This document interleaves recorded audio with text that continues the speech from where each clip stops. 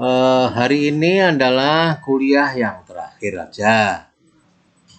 Dan ujian untuk mata kuliah baik untuk paralel maupun reguler, untuk hukum kepailitan, ya, untuk semester 4 hukum acara perdata, hukum asuransi, hukum surat berharga, perbandingan hukum perdata akan dilaksanakan tanggal 13 supaya tidak bersamaan dengan mata kuliah yang lain.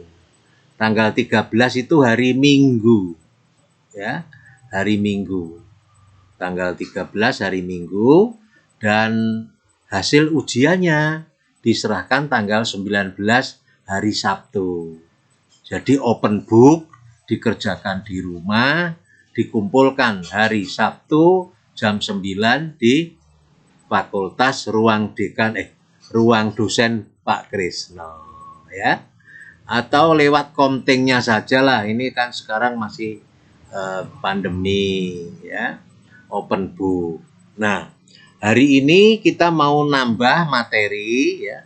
Materi hari ini nanti mungkin termasuk soal-soal ujian nih. Baik ya. Semuanya dengerin dan ini ditunggu nanti sampai sore ini kehadirannya. Absen ini dianggap 2 kali kehadiran ini. Ya. Baik. Jadi baik Mas, kita akan masuk ke materi. 1 tentang lanjutannya itu bab 11. Bab 11 akibat putusan pailit pada suatu perusahaan. Jadi nanti soalnya juga mulai bab 1 ya. Perusahaan itu ada 2, perusahaan yang berbadan hukum yang tidak berbadan hukum. Yang tidak berbadan hukum itu bentuknya bisa firma atau CV, ya. Kedua-duanya harus dibuat dengan akte otentik. Tapi kalau saudara itu nanti sebagai lawyer tentunya harus ingat kalau perusahaan itu dalam pengajuan gugatannya harus dilihat anggaran dasar dan rumah tangganya. Karena konsekuensi yuridis terhadap perserikatan yang bukan badan hukum itu tanggung jawab para anggotanya. Jadi baik persekutuan firma maupun CV itu tanggung jawab pada seluruh anggotanya. Sedangkan permohonan pernyataan pailit firma harus memuat nama dan tempat tinggal masing-masing anggota. Baik.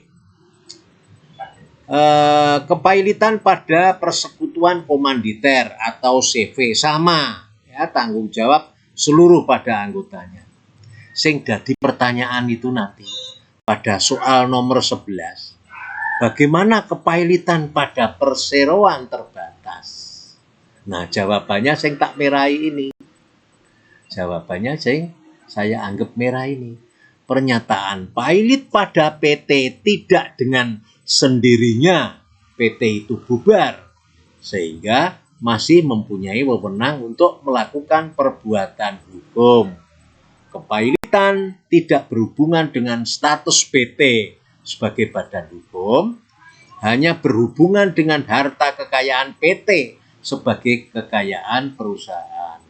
Dengan demikian, direksi perusahaan tetap dapat menjalankan perusahaannya, ya, untuk melakukan perbuatan hukum. Dan bukan berhubungan dengan kepengurusan atau pemberesan harta pailit. Ini jawabannya soal nomor 11. Wis ketemu ya bukunya ya. Nah, wis dibuka halaman berapa ini? Mas Bayu, halaman berapa ini mengenai kepailitan pada perusahaan berbadan hukum? Mas Bayu dengar? Mas Dwi? Mbak Dina? Dengar enggak suara Pak Krisno ini? Halaman berapa? Wis ketemu ya? Sudah ketemu halamannya? Di bukunya atau tidak bawa bukunya? Ya, ini karena direkam nanti juga bisa dibuka kembali. ya oleh asisten saya direkam. Ini ditutup absennya sampai jam 6 loh ya. 2 kali nanti yang ngatur Mas Bagas. Baik.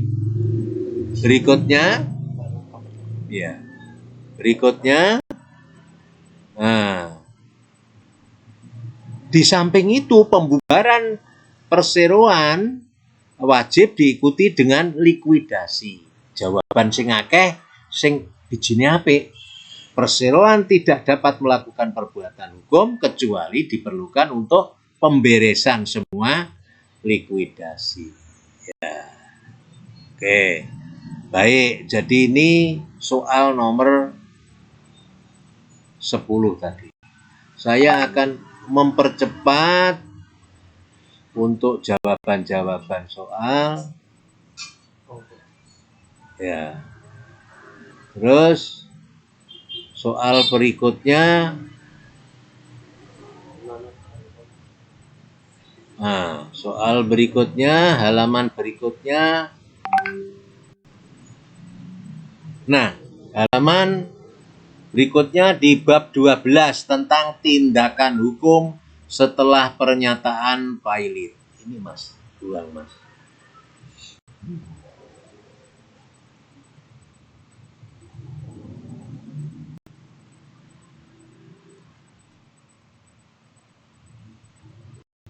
Pertanyaannya adalah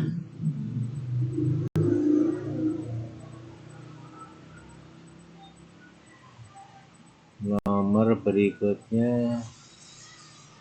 Nah, ini soal nomor piro ini.